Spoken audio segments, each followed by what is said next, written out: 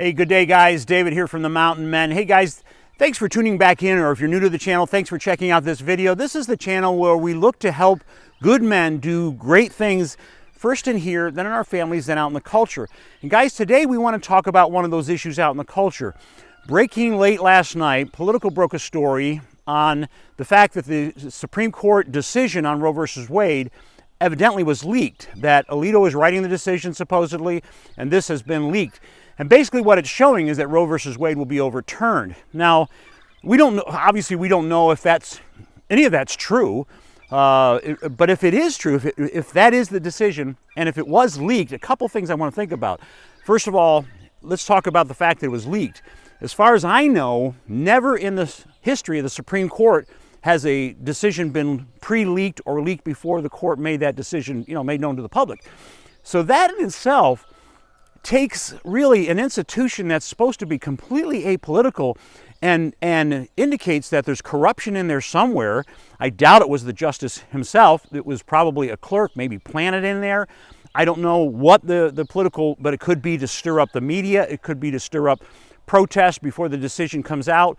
Roberts is not really a swing vote on this. It looks like we have a staunch 5-vote conservative and 3 against overturning Roe versus Wade. Roberts is in the middle, but it could be designed to try to influence Roberts to swing with the pro-life majority and to make that decision just that much stronger. Not sure, but it's not a good thing, whatever that is. Okay, but mainly, guys, I want to talk today about how we as mountain men. So the mountain men concept is to encourage men to get in shape, as it were, body, soul, and spirit, so that you can have influence for good, first in your family and then out in the culture.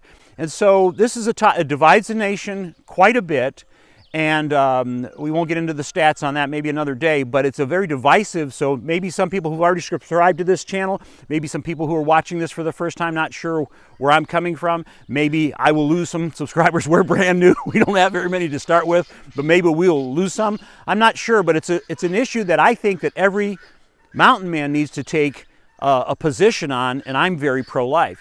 So what should we be thinking about? First of all, the political reality is that this will just throw it back to the states, right?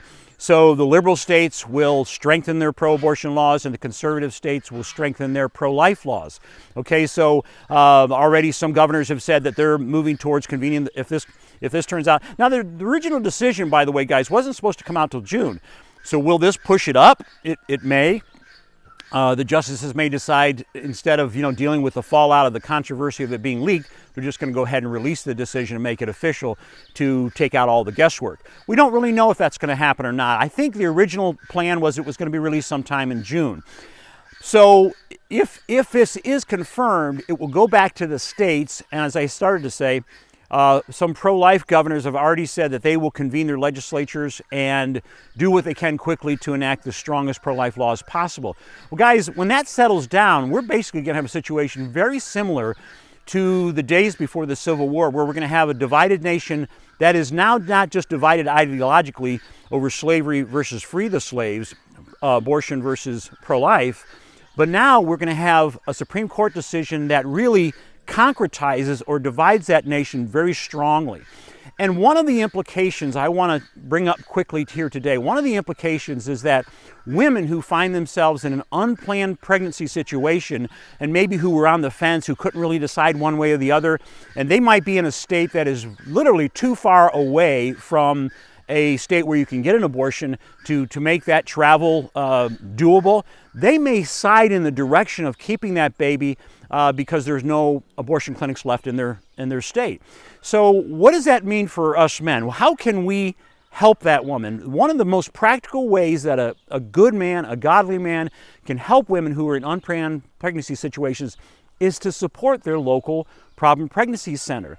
Now, I mentioned, I'll put a link up to this video as well. I'll mention that in my video on why you're broke, one of the solutions I suggested is after you pay yourself and you put aside 10% for yourself, you're going to put aside another 10% for charity.